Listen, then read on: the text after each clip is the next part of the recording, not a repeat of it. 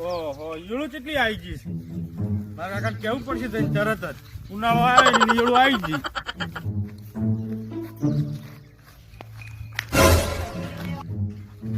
કાકા કાકા આપણે એડા બધા ઈળું ખાઈ ગઈ શું કીધું? હેડો હેડો હઠ હેડો પેલા ઈળું ખાઈ જઈએ એડા તમને બતાવું દવા લાવવી પડશે કાલે હેડો હેડો જલ્દી હેડો હવે તો ગાંઠવાનું કરો હેડો તારા ઈળું એક નહીં રાખી. no. ઈળું ના જોય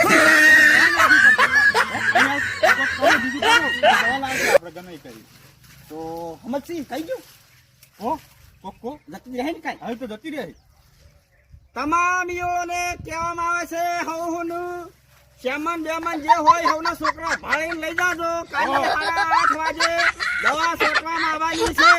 કોઈ રહી જાય નહીં પછી કે તમે કીધું નતું કહેવામાં આવે છે